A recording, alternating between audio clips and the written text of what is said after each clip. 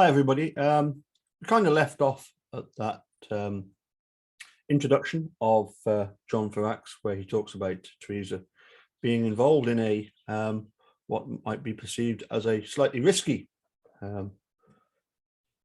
career. Certainly, the fact that she was afraid to go to certain people's houses, not Stephen's, not the Averys. Quite happy to go and see Stephen. They must have got on fine because we hear that Bobby refers to your girlfriend. Although I don't think that Teresa was really Stephen's type.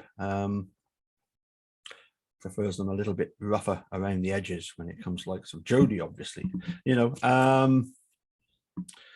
But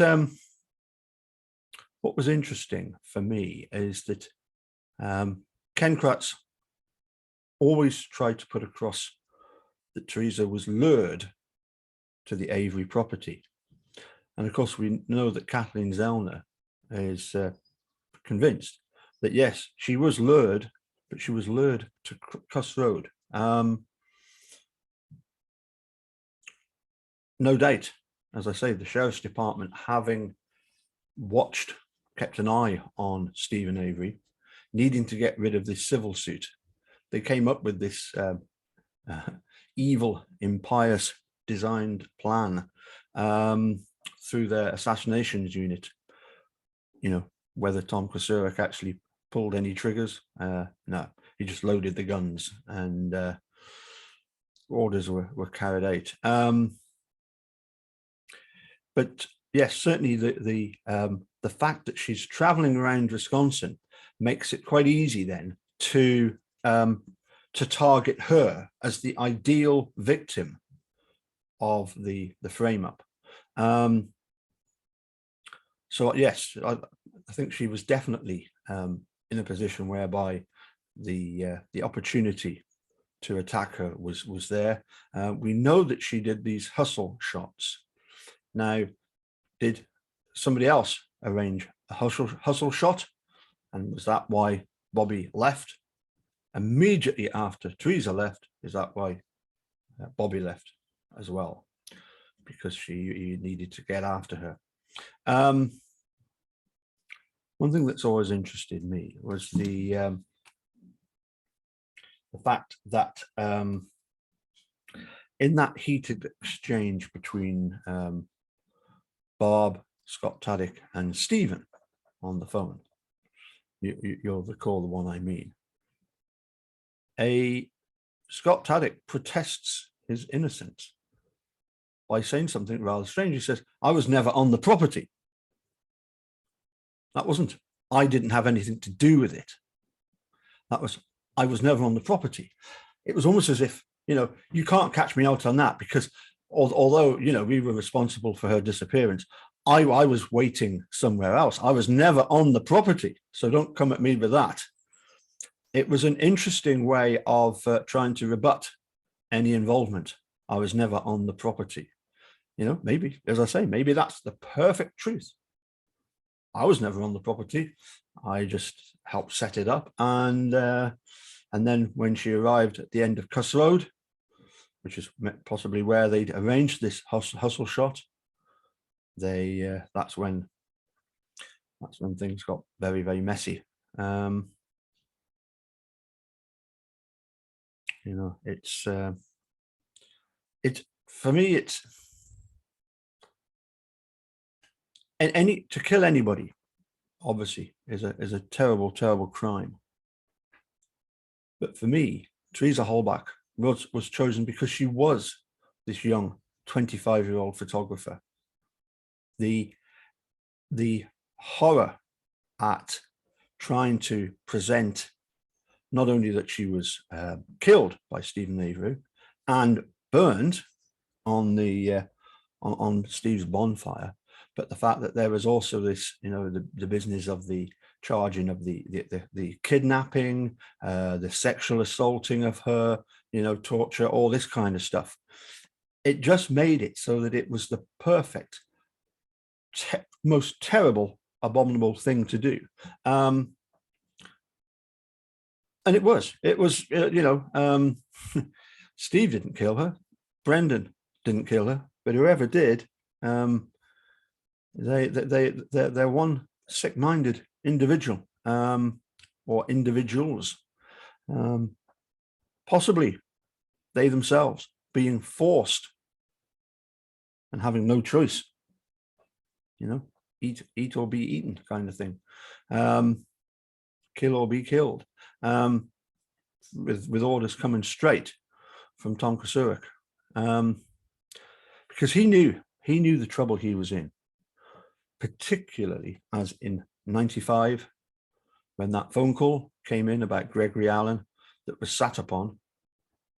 He was the sheriff at the time. He was the top dog at that time.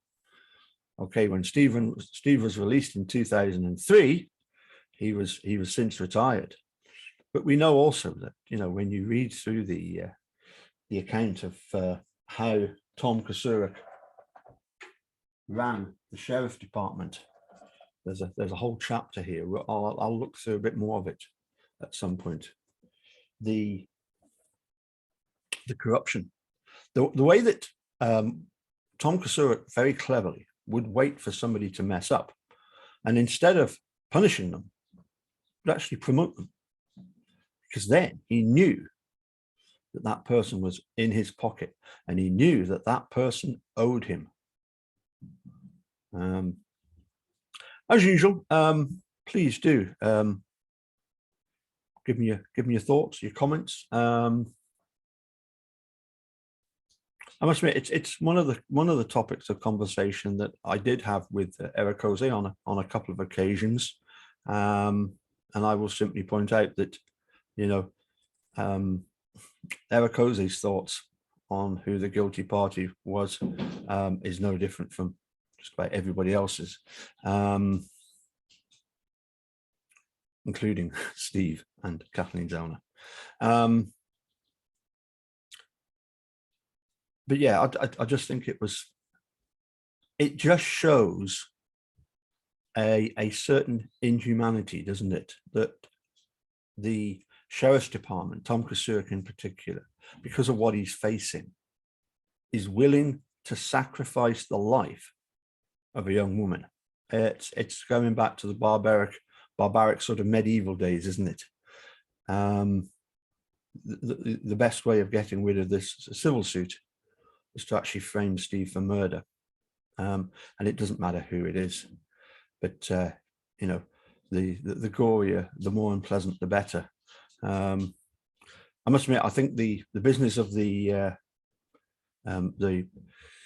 bonfire at Steve's presented the people planting the bones with a great opportunity. We know that there was this address on Zander Road that was written down, faked to be in Steve's handwriting, an address and a phone number, and it was the property that that was empty that Stephen Avery was going to buy. And we know of Paul Metz's report, which is since recanted, but his report saying that he saw this, heard this, smelt the bonfire, heard the whoosh of the flames going up, and smelt the terrible burning smell, which freaked out all his cattle. And I kind of suspect that the fact that Stephen Avery then had a bonfire at his house, everybody thought, on the Monday night, everybody involved in the framing thought, well, what better opportunity than to actually put these cremains into his burn pit. Unfortunately, we've only got police reports of the burn pit. We've no photographs, and so we don't even know if there really were any bones, cremains found in the burn pit.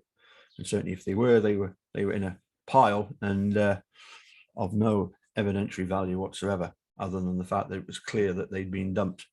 So yeah, let us know what you think with your thoughts on why target Teresa. As I say, it's I said to the dude once, you know, about the, you know, the inhumanity of choosing to kill a 25-year-old female photographer, you know, and then you know, but then you've got to think about, well, if Brendan Dassey is in jail, you know, never mind Steve, Uncle Steve, but if Brendan Dassey, your own brother, is in jail, and you did nothing to try and rectify that, you're more concerned with looking after yourself than your younger brother. It just shows a sort of a depraved mind, and also well, an evil mind, and a totally inhuman mind that would do that. But you know, the stakes were high. Right, I better go and take these dogs for a walk, and we'll catch you soon. If you're around later on this afternoon, Wisconsin time 3 o'clock, UK time 9 o'clock, going to go on to something much more pleasant to talk about, which is my love of Speedway, which is shared by a Speedway commentator. So a bit of a first for me. I've been wanting to do a live chat about my favorite sport for a long time. Finally, I get to do it. Anyway, catch you all soon. As I say, as usual, leave your comments below, and look forward to seeing you soon. Bye for now.